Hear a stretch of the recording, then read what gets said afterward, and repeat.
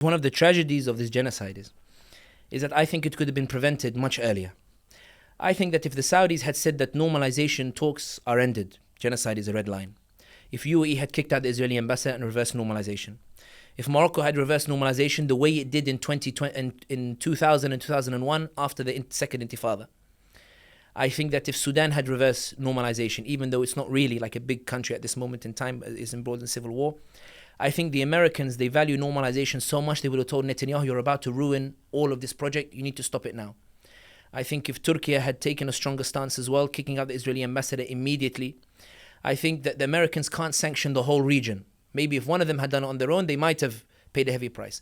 But they can't sanction the whole region. I think that it was a conscious choice not to do anything. It wasn't the fact they didn't have power. They chose not to use that power because they believed Israel is a key part.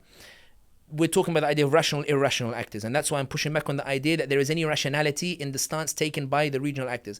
They could have stopped the genocide, but they chose not to. And it's important to remember that when Saudi Crown Prince had problem with Biden, he had no problem ramping up the gas prices. He had no problem giving Biden the cold shoulder. No problem bringing Xi Jinping and giving him red carpet treatment in Riyadh. He had no problem kicking out the Canadian ambassador for criticizing human rights record. The UAE had no problem mobilizing militias and arming Hemeti in Sudan and arming Haftar in Libya in a way that it refuses to arm Palestinians against the Israelis. There were many options that these nations could have taken and they chose not to, and many of them diplomatic. They didn't need to go to war. I'm not saying go to war. I'm saying they could have put pressure on the Americans enough to make them rein in the genocide. They chose not to, and not only that, they reassured the Americans that genocide is not a red line.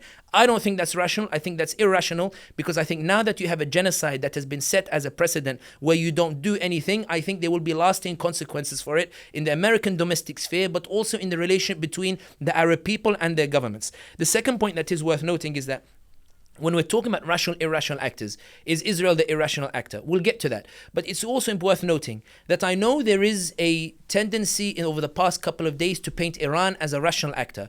Iran was a rational actor insofar as it understood that Netanyahu wants a regional war and it refused to take the bait. But it's also worth noting that while many people celebrated, and let's put it bluntly, celebrated at least some reaction to Israel's committing of a genocide through the firing of the missiles, Iran's firing of the missiles, it's important to remember that Iran's entire foreign policy in the region is built on militias that operate outside of the central government to paralyze that central government on a sectarian basis, and that they are guilty themselves of massacring thousands and displacing thousands of people in the region themselves. And that's why there is an Arabic saying that Allah yadhrub al-taghi bil-taghi. Allah hits a tyrant with a tyrant. And that's how many people in Syria, in Iraq, in Yemen view the Iran-Israel, in that it's not rational versus irrational. You have an actor that is launching militias and supporting them, that have displaced Syrians, done demographic changes in Syria, that have these militias that massacred people in Iraq, that supported the Houthis who toppled the internationally recognized government on the basis that they believe that the Houthis have a divine right to rule because they happen to be the descendants of the Prophet Muhammad sallallahu alaihi wasallam. Iran is supporting these militias on that base. I don't call that rational, I call that irrational. All Iran said was, I won't react this way over a genocide, I'll react this way if you hurt me directly. And I think that is the greatest tragedy of this order, and even the debate that we're having, where rationality is not in stopping a genocide. Rationality is ensuring a genocide happens in one place and making sure it doesn't happen in another place. When Blinken did his tour that you mentioned, all his tweets were the same. We agreed that the conflict should not be expanded.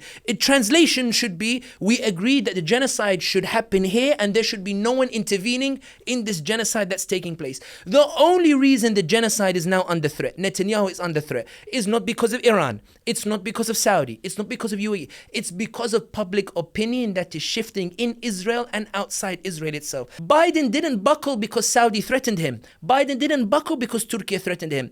Biden buckled because when he looks at the polls in America, the ordinary American, white, black, Arab, Hispanic, the ordinary American is saying, Joe Biden, I'm going to punish you in November because you supported a genocide. And the Democrats are now saying, hang on a second, are we really about to lose an election because of what's happening in Gaza? Netanyahu, hold up. Netanyahu, hang on a second. Netanyahu says, what's the problem? They're telling Netanyahu, we're not against the genocide, but why do we have to pay the price for it? Netanyahu, you need a more PR a friendly way to do it. Let's do a humanitarian corridor where people go under the protection of the Israeli army. Let's do a humanitarian truce where we swap the hostages. We'll continue the genocide. Don't do Rafah unless you have a plan for what you're going to do with the Palestinian refugees. They're not against the genocide. They're against the PR damage that they're receiving, which shows that ultimately, as has been the case with all revolutions, ultimately it's not the nation states that made the difference. It's the ordinary voice that made the difference.